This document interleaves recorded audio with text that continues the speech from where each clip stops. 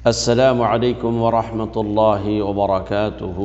الحمد لله وكفى وسلام على عباده الذين اصطفى. أما بعد فأعوذ بالله من الشيطان الرجيم.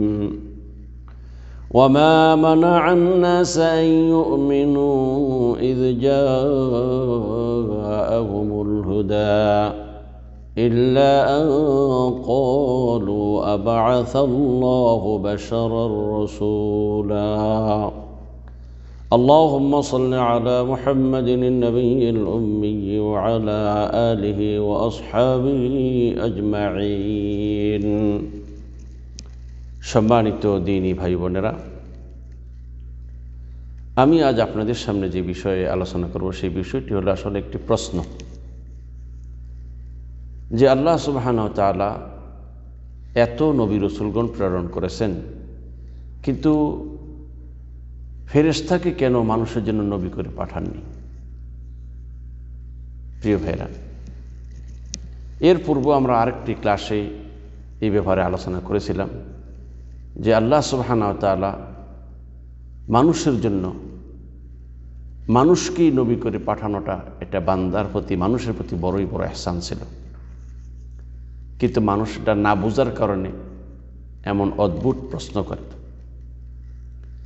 কিন্তু আসলে দেখতে হবে আল্লাহ সুবহানাহু ওয়া তাআলা কি কারণে ফেরেশতাকে মানুষের জন্য নবী করে পাঠাননি, আর পাঠাইলে কি সমস্যা হতো। এর অনেকগুলো সমস্যার 2-3টি সমস্যা আমি আপনাদের সামনে সংক্ষেপে তুলে ধরার চেষ্টা করব ইনশাআল্লাহ।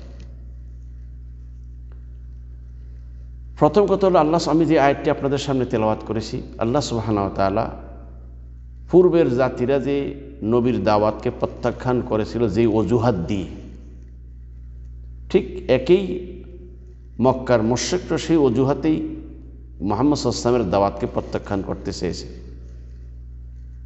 বা প্রত্যাখ্যান করেছেও। সেই দাবিটা কি ছিল? আল্লাহ সুবহানাহু ওয়া তাআলা কোরআন কারীমে সূরা আল ইসরার 94 নং আয়াতে আল্লাহ 95 নং আয়াতে আল্লাহ কি বলছেন? 94 এবং 95 নম্বর আয়াতে দুইটার উত্তর দিয়েছেন। আল্লাহ বলছেন, ওয়ামা মানাআন নাসা আন ইউমিনু ইয জাআহুমুল হুদা ইল্লা আন ক্বালু আবআসাল্লাহু বাশারার রাসূলা। মানুষের নিকট যখনই হেদায়েত আসে তখনই তাদের ঈমান আনতে বাধা দেয় একটা কথা। এই কথাটা কি? আবআসাল্লাহু বাশারার রাসূলা, আল্লাহ কি মানুষকে রাসূল হিসেবে পাঠিয়েছেন?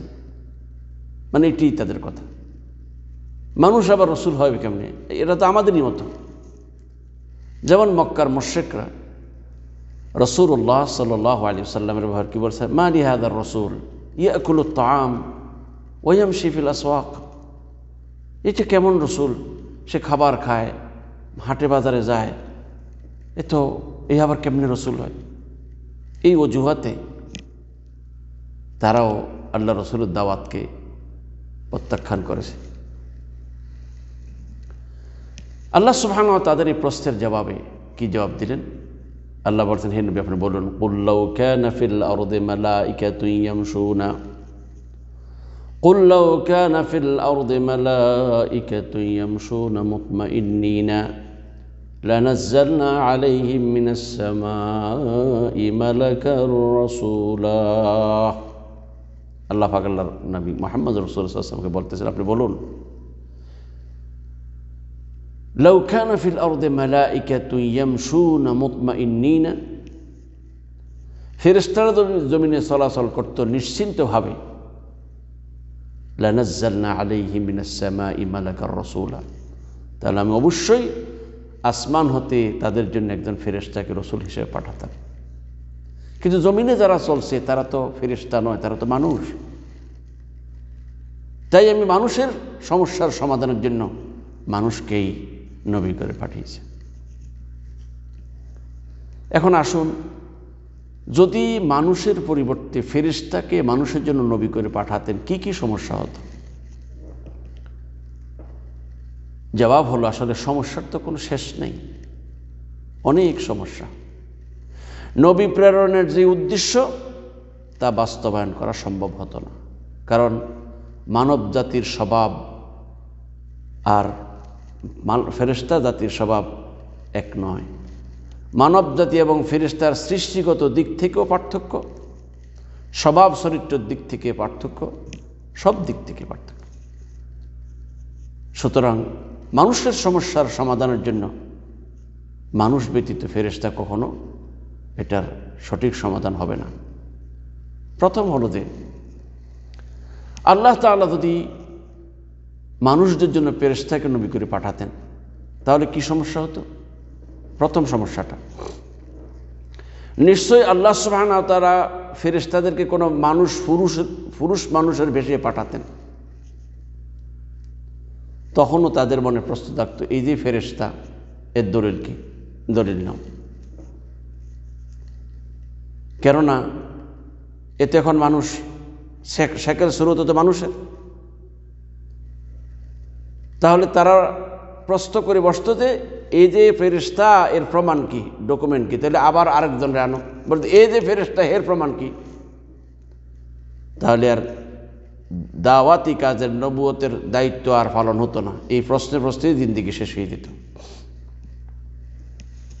এই জন্য আল্লাহ পাক কোরআনে কারীমে বলছেন, ওয়ালাউ জাআলনাহু মালাকান লাজাআলনাহু রাজুলান ওয়ালালাবাসনা আলাইহিম মা ইয়ালবিসুন।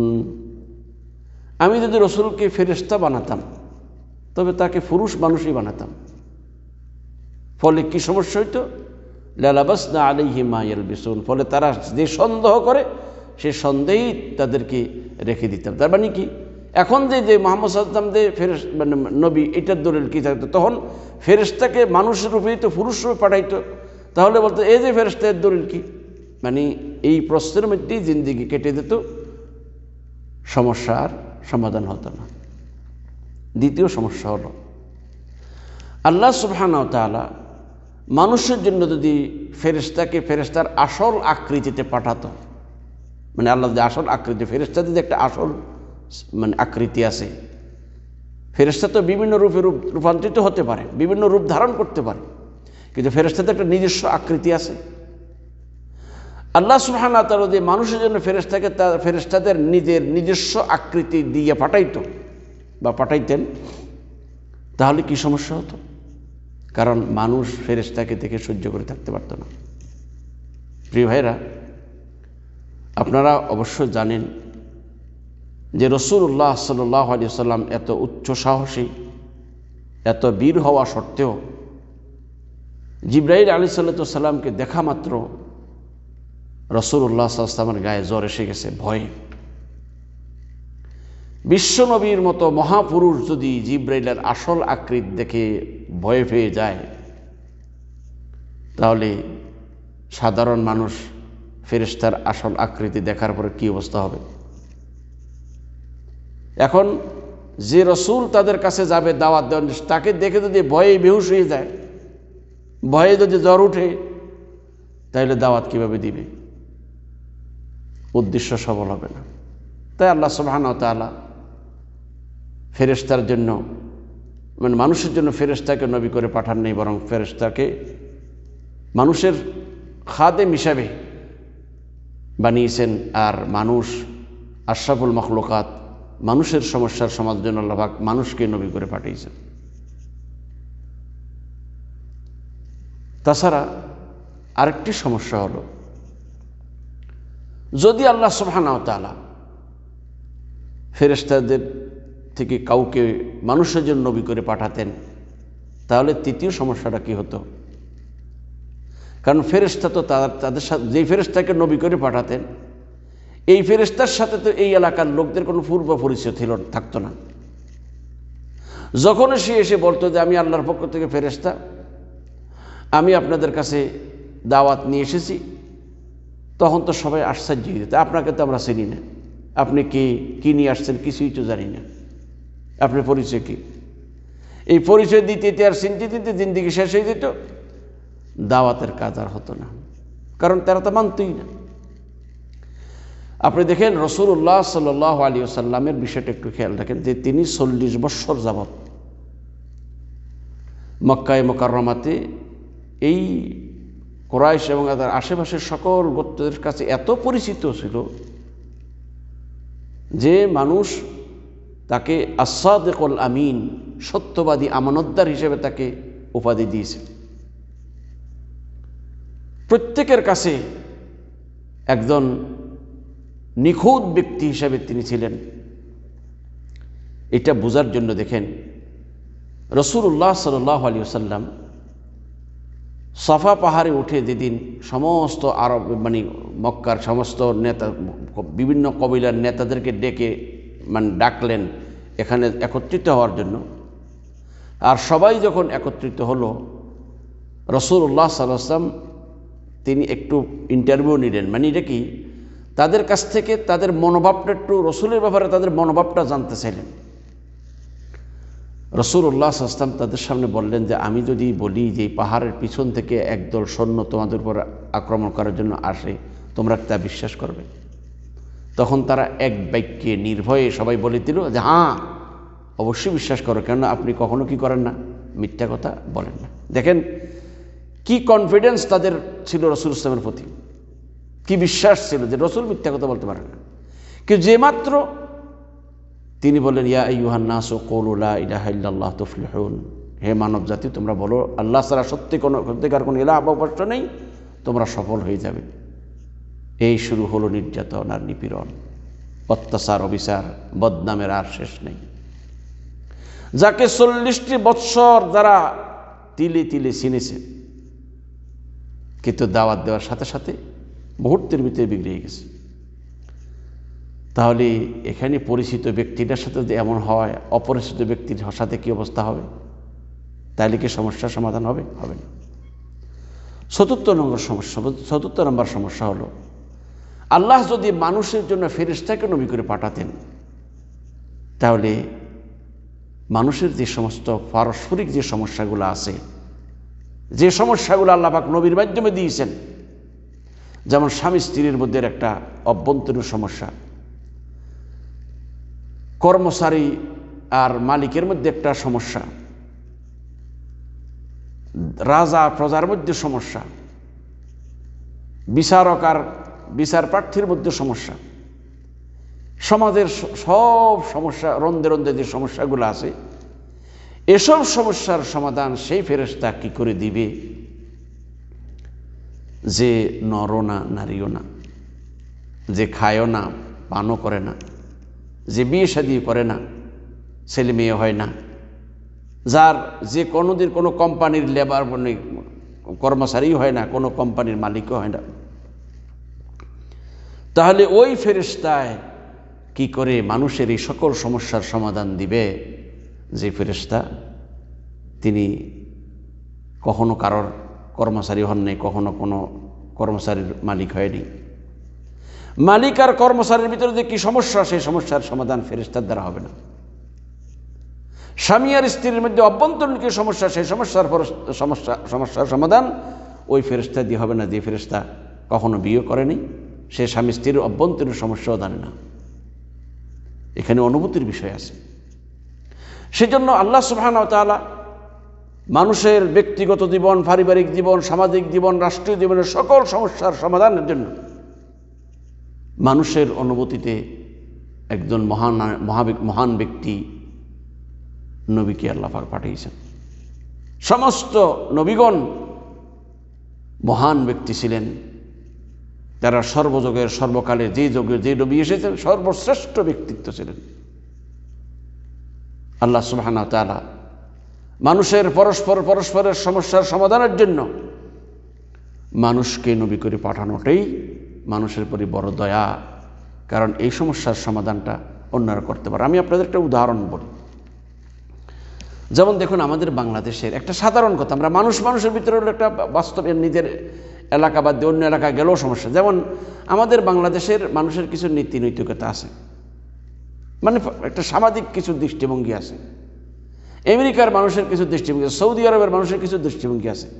সৌদি আরবের সামাজিক কাঠামোটা আমাদের দেশের মতো না। আমাদের গ্রামে গঞ্জে দেখে সবাই চাচা, মামা, বাবা, দাদা, খালু, নানু ডাকে থাকে। সৌদি আরবে দেখবেন এরা প্রত্যেকে মানে এই যে সবাই সবার নিজের নিজের চিন্তা আছে, অন্য কারণে টেনশন নেই, সবাই সবার জায়গা আছে। আমাদের সমাজ ব্যবস্থা আর সৌদি আরবের সমাজ ব্যবস্থা একরকম নয়। এবং সৌদি আরবের কোনো একজন মানুষ যদি আমাদের সমাজে নিয়ে দেয়, সে আমাদের সমাজ বুঝা মানুষের বিচার করতে এই সমস্যার সমাধান করতে করতে দিন দিকে আধা শেষ হয়ে যাবে।